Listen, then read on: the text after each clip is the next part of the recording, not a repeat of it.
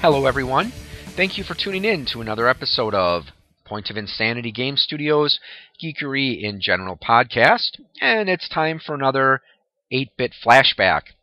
Again, for those of you listening to the audio of the podcast, you can find the video on YouTube. Just search for Point of Insanity Game Studio, and you should find the page. Also, if you visit the main website, poigamestudio.com, in the upper right-hand corner, there's social networking icons. There's a Facebook logo. Click on that. That'll take you to the Facebook page. There's also a YouTube logo there as well. So click on that, and that will take you to the Point of Insanity Game Studio page on YouTube. Now, today we're going to be looking at a couple of my favorite games from childhood, Skate or Die, and its sequel, Skate or Die 2, The Search for Double Trouble. So I'm crossing my fingers and hoping my Nintendo cooperates with me as I try to fire it up. Okay, here we go, and it took me a few tries to get my game fired up here. Skate or Die, made by Ultra Games. I have talked a little bit about Ultra before. They were a division of Konami, and the reason that Konami would go and release several games under the Ultra Games brand is because, well, Nintendo had some fairly restrictive policies that their licensees had to follow. I've talked about several of these on previous episodes. For example, Nintendo insisted that if you released a specific game for the Nintendo, you couldn't release it for a rival system. And that's why, well, for example, Konami couldn't release Skate or Die or Castlevania or Contra on any other system for a while. And of course, this did turn out to be illegal, and Nintendo was forced to not do that anymore. Another one of their policies, of course, had to do with religious imagery, sexual imagery, and overly violent imagery. But of course, some of that still made it past the censors. Castlevania, for example, there are crosses in the game. Castlevania 2, you go to a church to heal up. Bionic Commando also had a couple of these where the main bad guy calls you a damn fool, and if you time it correctly, you get to blow his head apart with a rocket launcher. Now, of course, the main reason that Ultra Games was formed was, well, more or less the same reason LJN was formed, as a game company, or rather as a game publisher. Nintendo decided that their third-party licensees could only release a certain number of games per year. And I mentioned this in my LJN retrospective. LJN was actually part of Acclaim Entertainment, so Konami created Ultra Games as a way to release more Nintendo games. So let's take a look at Skate or Die. So there is Rodney, and of course you'll see your little cursor here, and of course you move it around and he gives you little tips in some places. And this game was, well, kind of like a party game in a way, because what you could do is you could have up to 8 friends signed up, and you could challenge each other in these events. And when you got your events, it would keep your high score. Of course, it didn't really matter very much because since the game didn't have any kind of password and didn't have any sort of battery backup, it couldn't save your games. So what you would do after you signed in, or of course you could go practice, you go out to the street, and this is where the play controls takes a little getting used to. So we'll take a look at each of the events. For example, when you're out here, it's like you press up to speed up, and left and right to change directions, down to slow down. But let's start with my personal favorite, freestyle. Now I'm probably going to stink at this because I have not played this game in quite some time. So you press the A button and try to do tricks. I know it's kind of tricky when you do the anything in the air, because what you have to do is you have to make sure your shadow is lined up properly. Ouch. I am out of practice on this. And if you do a hand plant, again, you can only hold it for a certain amount of time. Also have to be careful around the edges, so you don't mess up. Okay, I guess that's not too bad considering I haven't played this game in years. Ramp was always one of my favorite events because it was kind of fun to just mess around with the controller and try to discover the different moves. So again, you hear it, you see where it saves your high score, and you can go back and check out your high scores whenever you want. Next is my least favorite event, the high jump, and that's because the play control is really weird on this one. Instead of pressing the A button to gain speed, it's like you gotta press the B button and you have to rotate the control pad around randomly or rapidly or something like that. So this is one of those things where it was a lot easier if you had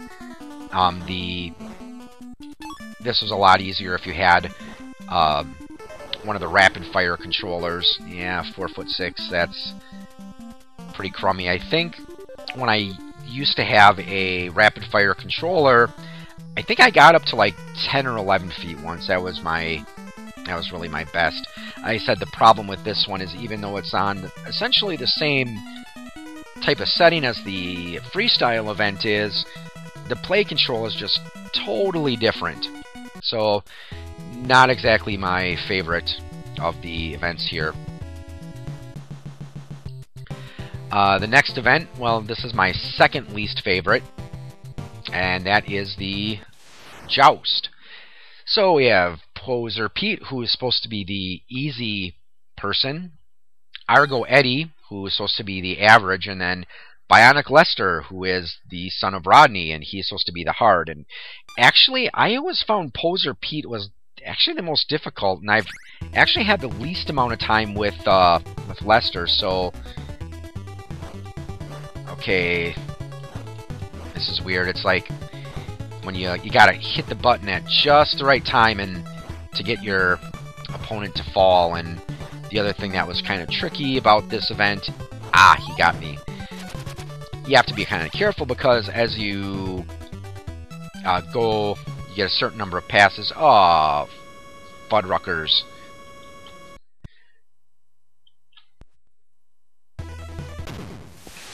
For those who don't know, Fuddruckers is actually a restaurant chain. I know they've got some in Wisconsin. I'm not sure about other places, but they're actually pretty good because they let you make your own hamburger.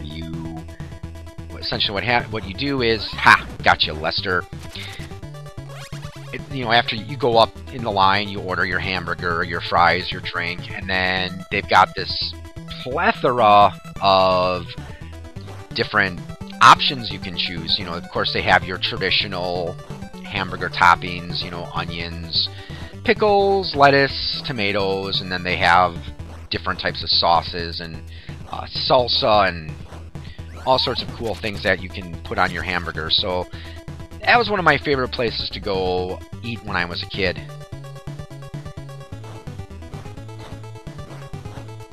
And I was really happy when they actually got one of those up in Appleton. So if you've never been to Fuddruckers and you happen to see one and you're in the mood for a big sloppy burger with whatever you care to put on it, go ahead and stop on in. Let's do the race next. Now, race and downhill jam are both very, very similar. The options, regular foot and goofy foot, it's like they mirror image the... It's hard to explain. It's like, I think regular foot is supposed to be what you would do if you were on the skateboard, and then goofy foot is looking at it from the Actually, I might have it. I know it's like one of them... Whoops. One of them is supposed to be if you were on the skateboard, and the other is if you were, you know, looking at it from the perspective. Ah, there we go. And then it's like you press the A button and... Be a glue foot. I have no idea what a glue foot is. Ah. So this event is actually really fun if you, once you get the hang of it. I said it just did. I'm going to give that one another shot. What the heck. Now that I got my bearings straight. Because the one I usually choose, Goofy Foot, it's like up is to speed up, down is to slow down, left is to go right, right is to go left, and yeah, so you have to kind of keep your wits about you when you're doing that. And of course when you're jumping, you gotta... I stink at this! I am out of practice! Yeah, I know it's like when you jump, you gotta make sure your shadow on your skateboard is just in the right position so you don't fall. Okay, well, enough of that. Downhill Jam is the final of the 5 events. Uh-oh, I see some glitchies on the screen. Uh-oh, this should be interesting. Oh my goodness. Let's try restarting again and see if the NES decides to cooperate.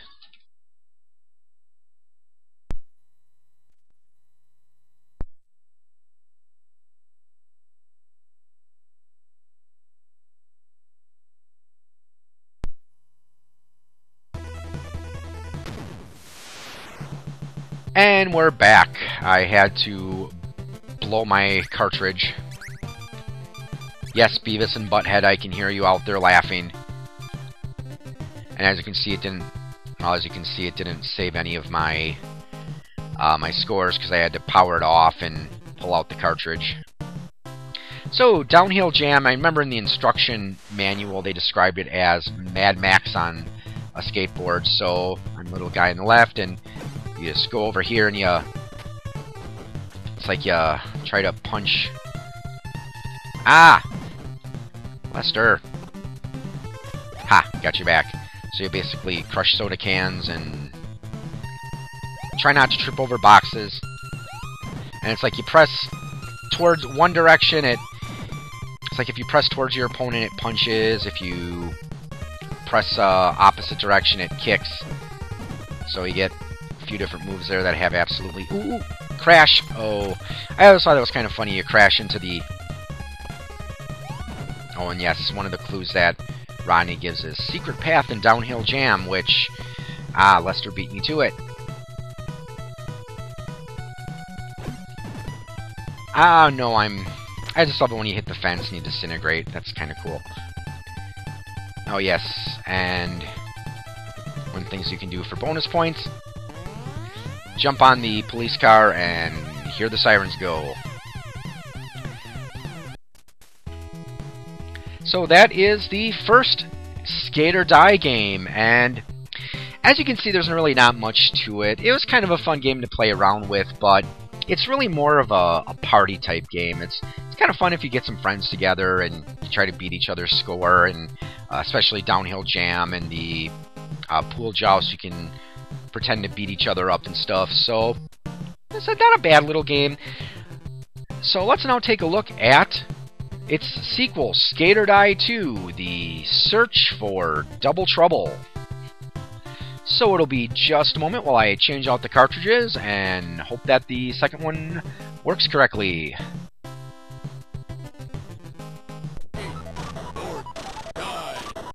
Okay, we've changed the cartridges and looks like Skate or Die 2 is cooperating with me.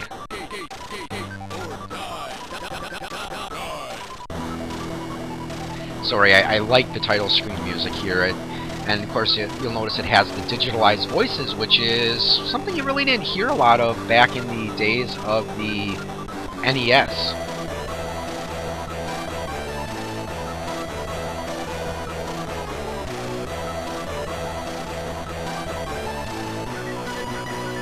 And you might recognize we have a modified version of the original Skate or Die title screen music.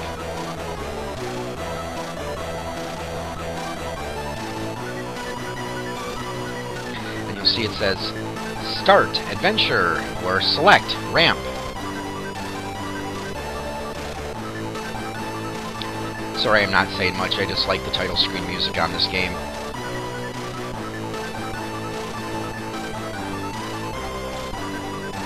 Definitely a big improvement from the first game. Brings back many fond memories.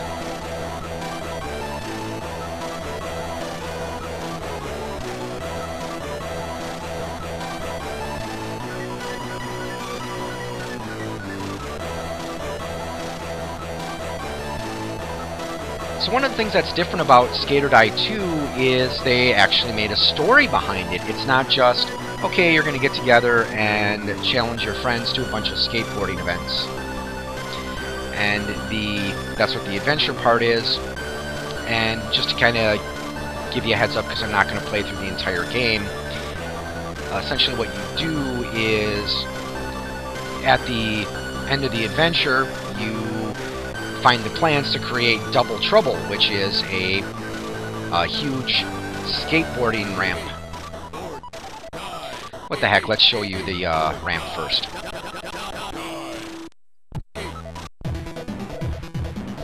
Now, the controls for this one I remember are a little more complex than they were for the first one, because again, you've got that mini ramp in the middle, so that gave you some new opportunities. And one of the things that'll happen if you're one of the things that happens if you're doing really good is, oh, that had to hurt. I landed on the middle ramp there and my body basically split in half and just left my head there. Gee, I wonder what the electronics rating board would rate this today. Ouch. No way, dude. Yeah, I didn't do too good on that one. But let's get to the adventure. Whoops. Okay, looks like I gotta reset.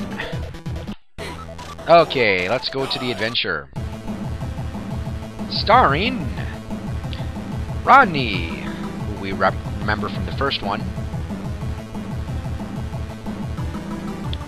So Rodney and his son Lester actually play very important roles, because Rodney actually sells you skateboards, and Lester, he teaches you tricks. CJ is your girlfriend, and when you're in the Double Trouble ramp, if you're on a roll and you do really good, CJ appears in the window in the background and starts waving at you, and that gets you double points for any tricks. And Ice Pick, who is our villain. And you, our hero.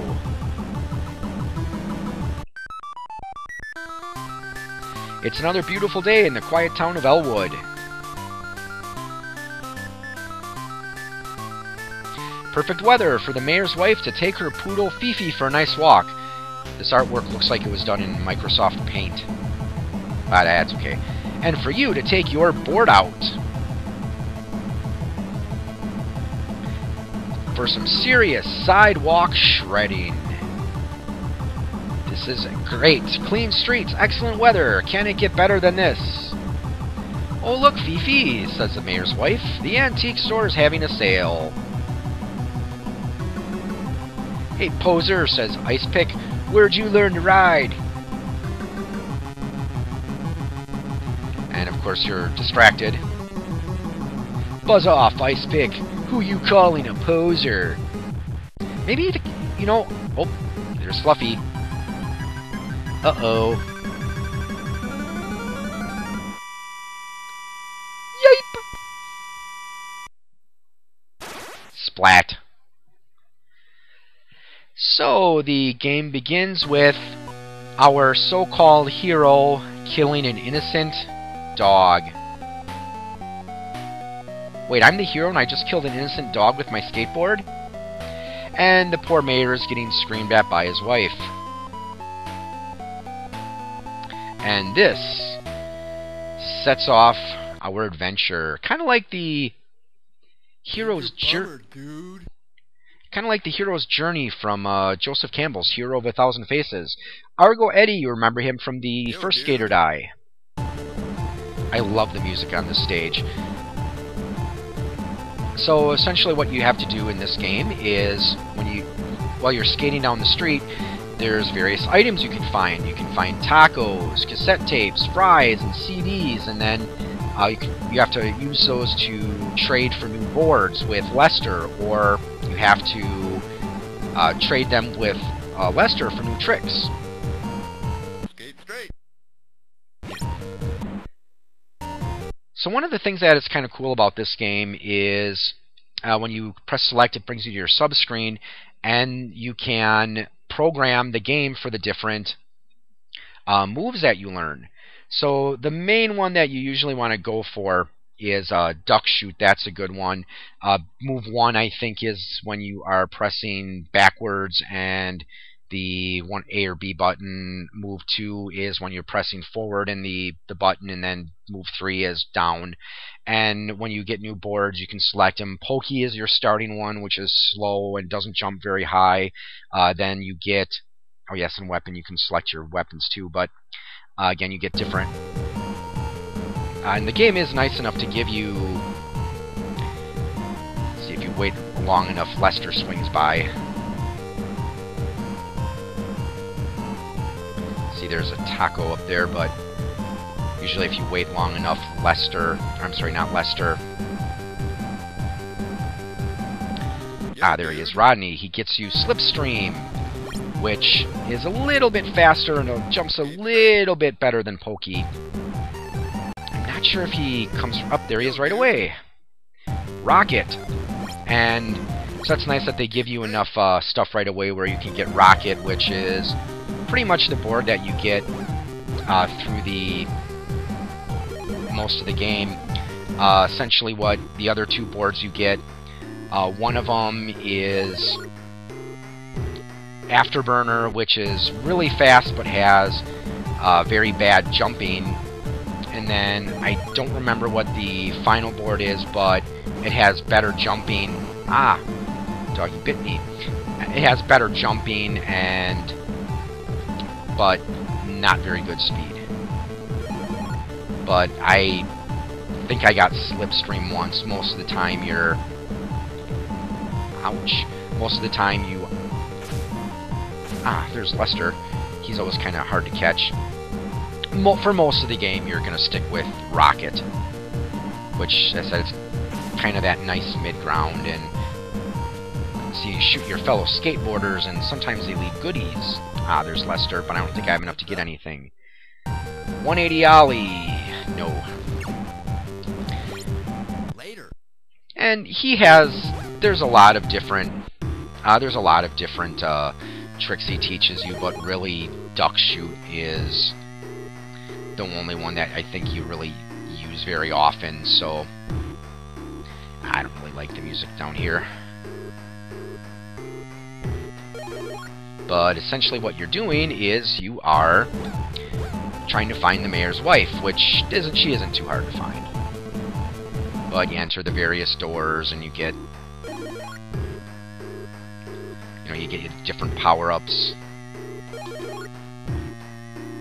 But essentially that's the gist of the first stage, is you find the mayor's wife to... you find the mayor's wife to shoot her. Well, you shoot her with paintballs, or you can throw eggs or M80s at her. Again, this is our hero, and he starts the game by killing an innocent dog, and then he's going to go find the mayor's wife. And after he finds the mayor's wife, he basically blows her apart with M80s, or he throws eggs at her, or... Oh, come on, I'm trying to get that firecracker, because I think that is the building that the mayor's wife is hiding in. But after the first stage, you find out you're going to go to your ramp, but you find out it's torn down because the the city says that it's not safe and you need a building permit. So what you do in the second part of the game is there was Lester. What you do in the second part of the game is you go to a shopping mall where you have to deliver different items to different stores. So that one actually requires a bit of memorization. There's 2 floors to this mall, and what you need to do is it helps really to know where each of the store is, because if you deliver the package within a certain amount of time, you get a tip, which is usually going to be more paintball clips or more eggs or M80s. How's that for a tip? Hey, thank you for delivering this package on time. Here's some M80s, some heavy-duty firecrackers, or here's some eggs, or here's some paintball clips. And then after that specific stage, then the next thing you have to do is, well, it gets to another cutscene, and you find out that Rodney has drawn up the plans for the new skateboarding ramp. You see, your job in the second stage is you had to earn money so they could get their building permit. There went Lester again. But after you get the building permit, Lester is drawing it up, and he accidentally turns on a fan instead of a light switch, and that blows the parts of your your plans out onto the beach. So the third stage, you are... Yo, dude. Yep. Yeah, he's got all we need for now. Skate straight. But in the third stage, you're skating along a beach, and you have to collect all the pieces of the map before they blow off the beach. So that one's a little bit more urgency in that one, because it shows how many map pieces you have left to find, and I don't know if there's a time limit or not, but like I said, it's a little bit more urgent because you have to make sure to get all the map pieces. And after you get all the map pieces, you're getting your CJ is actually on the way to the mayor's office so she can get the building permit. Unfortunately, she gets kidnapped by Ice Pick. So the fourth and final stage of the game takes place in an abandoned warehouse, which is basically a maze. And I remember when I was younger and when I had more time to play this game, I actually made a map of the warehouse. It gets kind of tricky to navigate, because what you have to do is the building permit has been split into 4 different pieces. So you have to find all 4 of the building pieces, and then you have to go fight Ice Pick, which again, if you have like Duck Shoot, he's pretty easy to beat. Yep, so here is the mayor's wife. What the heck, let's beat her. Let's throw M80s at her.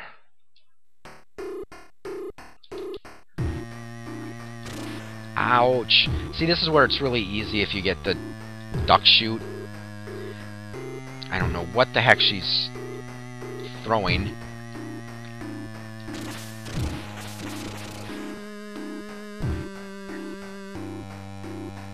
I don't know if she's throwing purses. Haha! So that is the first stage of Skate or Die 2. Again, sunrise over Elmwood. Time to jam to the local half-pipe. This is where we find out that the half-pipe has been condemned. So we see the wrecking crew here tearing it down. The mayor says you kids ain't got no official building permit. And according to the city building code, blah blah blah blah, bylaw 86 subsection 5A, it has been condemned as unsuitable for public usage. But what do? Get a new city building permit. Or take them. But permits cost bucks. So, get a job, kid.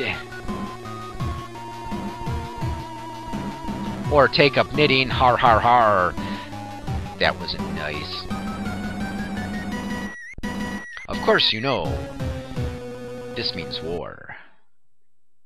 Actually, it means you get a job. So, this is where you get to the second stage I was talking about, where, like I said, you go through the mall, and you have to Yeah, I see it says like Wear Mouse Records down there, so you got to watch out for security guards, you got to watch out for other skaters, you got to watch out for there we go. See, so again, you get there within a certain amount of time, and then they give you the tip, and then you're off to your next store. And if you're lucky, then sometimes it happens to be a store that's not too far away from where you just delivered your last package. Other times, it makes you go from one end of the mall to the other. Well, like I said, I'm not going to play through the entire game here, but that is Skate or Die 2, The Search for Double Trouble. And as I said, it was a fun little game. I mean, I really enjoyed Skate or Die 2 more than... I really enjoyed Skate or Die 2 more than Skate or Die 1. As I was saying, Skate or Die 1 was... That's more of a party game. That's, again, kind of game you usually play when you're hanging out with your friends. But Skate or Die 2 is a game that you can certainly play by yourself. Actually, you can only really play by yourself because it's just a one-player game. Well, I hope you enjoyed this 8-bit flashback, taking a look at Skate or Die 2 and Skate or Die 1. Well, I'd like to thank you again for listening. If you have any ideas for topics you'd like to see me take on in a future episode, please feel free to reach me at poigamestudio.com. There is a contact me form there. Or probably the easier way to get a hold of me, go to Point of Insanity Game Studio on Facebook. So feel free to leave comments there. So if you have ideas for shows you'd like to see me do, topics you'd like to see me cover, games you'd like to see me take a stab at if I can find them. So with that said, thank you again for joining me, and have a good evening, or morning, or afternoon, whatever it is, wherever you are, and happy gaming.